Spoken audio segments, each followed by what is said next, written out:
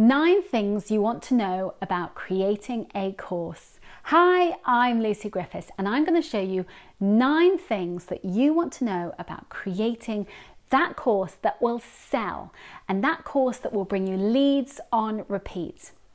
So the first thing when it comes to actually creating a course is to make sure that it is as focused as possible. So really niching down on your audience. So it really matters who your audience is and understanding them and what your audience needs from you. So let's dive in and have a look.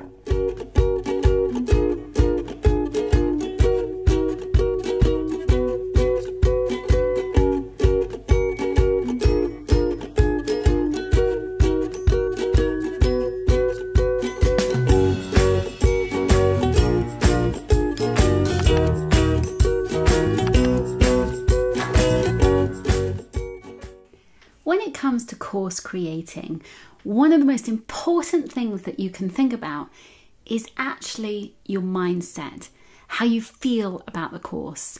Because if you want to create something, everything we do has energy. And I know that might sound really woo-woo, but essentially, if you're creating a course and you're stressed out and you're not excited by it, then you're not putting the juiciness, the goodness of you and all your creative ideas. But if you're in a place of flow where things are just brilliant and they are just coming out of you and you're just like, yes, let's get this done, it's going to be a much better product. And the energy it will give off will just work so much more effectively. So you want to make sure you're not in a place of stress, but a place of excitement and enthusiasm and passion. So how do you do that? So I love Pure Rasa on YouTube. Her guided meditations, her morning meditation really helped me to kind of be at my creative best. And when I'm listening to those afterwards, I sort of, some of them are just 12 minutes long, but I have the best ideas and I'm at my most creative. And that's the space you want to be in when you're creating your course or digital product, because enthusiasm will exude out of you and just flow. You want to make sure that you have a funnel that works really well. So a funnel is a series of sales pages that flow into each other. So you want to make sure that you have a really strong sales page just like this, and it enables you to easily, people read, they connect, they think, yes, that hits my pain point, I must get that, or yes, I really desire that, and then click, they go to buy, they know what they're buying, and they know exactly what they're getting. And when that happens, then they're not going to leave the landing page. They're not going to disconnect from you because they know what they're buying into. So you want to make sure that your landing pages, your sales pages, really resonate with your audience and they're easy to understand. If they're difficult to navigate, if people don't understand the buttons or it's just not very well laid out, they're not going to sign up. They're not going to buy the product. So you want to make sure that really happens. And the more that you can do that, the better. And that means sometimes that means an outlay where you're working with someone who really understands what they're doing rather than trying to do it all yourself. So another thing you want to think about is where you're going to sell your digital products. And Facebook for me has been a great place to sell them. So I have make sure that I have lots of content on my Facebook business page, and I make sure that I always have lots of different videos and posts so that I'm basically generating a buzz about what I'm doing so people go and see. I also use Facebook advertising, and this has enabled me to scale and sell to multiple people in a way that I wouldn't have been able to do before. By using Facebook ads, I have been able to sell at scale and sell to masses of people. So it's really worth thinking about as a way for you to build your audience.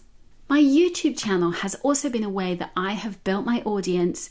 I've had almost 200,000 views, and this has enabled me to really get the leverage, get people to see my content. They do a search on Google, they ask a question, and my videos pop up as an answer. And when they're then seeking a solution, I pop up as the answer.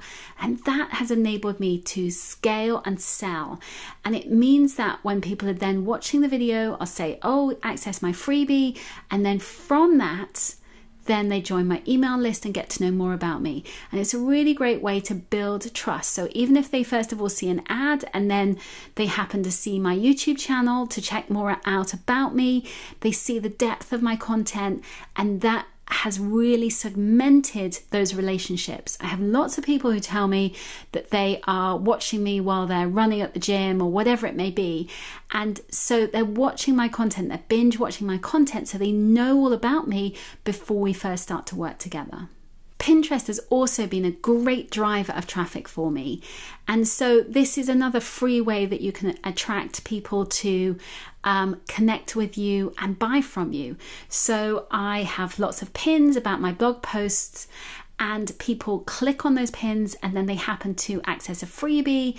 And that has enabled me to really scale, build my email list and connect with a much bigger audience. So this is a course creation business that I have with Honest Mum, and we basically produce a variety of different products. So once you've created your digital products, you don't have to just create them for yourself. You can create them with other people in joint ventures as well, just like I've done here. So in this case, we're doing templates, and we've got different beautiful templates to use on Instagram and social media. And so, it doesn't have to be one thing that you do. What you need to do is make sure that you've built that audience for that product so that you can sell on repeat.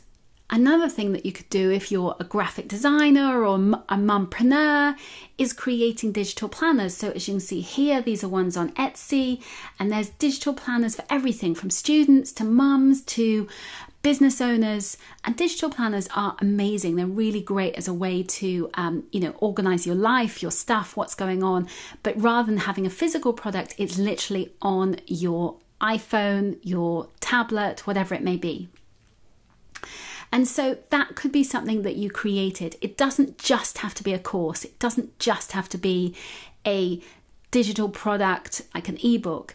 It can be something that works for you and your business.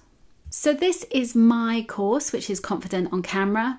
And two of the things I would say about it, the first thing to bear in mind is when it comes to video, it doesn't matter if you're not on screen, but it is important for them to get to know you. So make sure you have a few videos where you're on screen, and then when you're actually doing the training, it doesn't matter if you're not on screen, if that's not your zone where you feel most comfortable.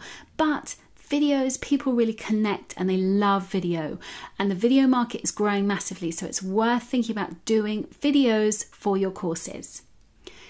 And the final point to make, idea tip number 9, is make sure that you have something as a way for your audience to actually stay with you, to move to the next thing. It may be a membership, it may be a mastermind or a group coaching program, whatever it may be, but make sure that you've got something, somewhere you've managed to get this person to buy your course.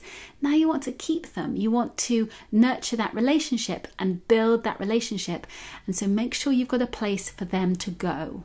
If you'd like to create passive income, but you're not quite sure if it's right for you and your business, then check out my quiz below that will give you more clarity. And if you want some more ideas about creating passive income, then make sure you check out my freebie, which will talk you through 9 different ways that you can make passive income for your business and your life. Thank you so much for watching. I really enjoyed this video, and I hope you have too, and I'll see you again soon. Bye bye bye for now.